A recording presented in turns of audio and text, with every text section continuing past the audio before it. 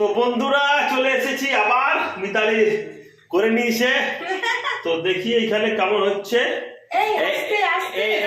এই দেখুন খুব সুন্দর দারুণ গরম গরম আছে অবশ্য। গোটা ঘর বন্ধ হয়ে গেছে। দারুণ এই ভাব উঠছে, মানে দারুণ টেস্ট। প্লেটে দেবো, চাটনি আছে, তারপরে পুরো সার্ভ করে দেবো গো। ঝাল মিষ্টি মিষ্টি মানে দেখছেন বন্ধুরা, মানে আমাকে রান্নাটাও করতে দেয় না, তার আগে খেতে শুরু। এরকম গরম হচ্ছে। এখানে এখানে কাঠি কাবাবের রেডি হচ্ছে। কাঠি কাবাবের রেডি। হ্যাঁ, তোমার মেয়ের আবদার যে আজকে একটু রেস্টুরেন্ট স্টাইলে কিছু করো। আমি বললাম যে চিকেনটা আনাই আছে, তখন কাঠি কাবাব করে দিই। একটা অন্যরকমের হবে। মানে চিকেনটা আমি প্রায় 5 থেকে 6 ঘন্টা ম্যারিনেট করে রেখেছিলাম। সেটাতে পেঁয়াজ, আদা, রসুন বাটা দিয়েছিলাম, ক্যাপসিকামও বেটে দিয়েছিলাম, একটু টমেটো বাটাও আছে, প্লাস দিয়েছি দই আর নুন। এই চিকেনটা স্যালো ফ্রাই করব, স্যালো ফ্রাই করার পরে গ্রিল করব। তো তোমাকে অতক্ষণ পর্যন্ত অপেক্ষা করার জন্য আমাকে এখন ওয়েট করতে হবে নাকি? হ্যাঁ হ্যাঁ, মানে স্যালো ফ্রাই হবে, তারপরে গ্রিল হবে। চিকেনটা টেস্টি হবে না। দেখো সরষের তেল দিয়ে এটাকে হ্যাঁ জাস্ট একটু করে নিয়েছি। আর এই দেখো এইভাবে কাঠির মধ্যে ভরে নিয়েছি। আচ্ছা, দিয়ে এই দেখো এরকম। ও দেখবে গরম লাগবে না না, গরম লাগবে না। এটা একটু মিডিয়াম আছে হবে আস্তে আস্তে। আর একটা ঢাকাও দিয়ে দেবো ওর সাথে। হ্যাঁ, দেখো দুটো দুটো করে করি। হ্যাঁ হ্যাঁ, কারণ বড় বড় পিস আছে তো। একদম একদম গন্ধ আসছে। আর এখানে কুকিং শুরু হয়ে গেছে। তো একটা পাস হয়ে যাচ্ছে নাকি? হ্যাঁ, মানে একটু করে জাস্ট স্যালো ফ্রাই হবে তো ওই জন্য একটু করে উল্টে নিচ্ছি। হ্যাঁ, চিকেনটাকে দেখো এইভাবে কালারটা এইভাবে। একটা পাস হয়ে গেল একদম গোল্ডেন গোল্ডেন। আবার ঢাকা দিয়ে আবার ঢাকা দিয়ে দেবো, 2-3 মিনিটের মতো ঢাকা দেবো, আবার উল্টে পাল্টে করবো আর কি। তো কি হয়ে গেল নাকি? দারুণ তো গন্ধ ছাড়ছে। আপনাকে দিয়ে দাও দিয়ে দাও। একটু টাইম লাগবে। ও বাস, যা কালার হয়েছে না, যা গন্ধ ছাড়ছে মিতালি। ও এই দেখো, দাও দাও দাও। চলো আমিও নি।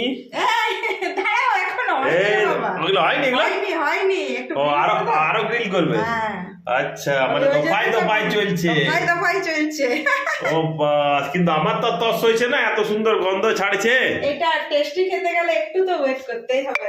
দাও দাও। ঠিক কাবাব রেডি হয়ে গেছে। এখন কি হবে? একটু বাটার দিয়ে দিই।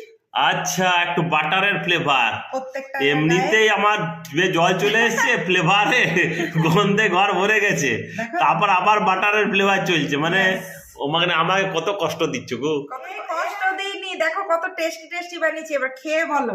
একদম দারুণ। ও দেখতে যা হয়েছে না, অসম্ভব সুন্দর। আর সঙ্গে দিচ্ছি তোমাকে গ্রিন গ্রিন চাটনি, ঠিক আছে?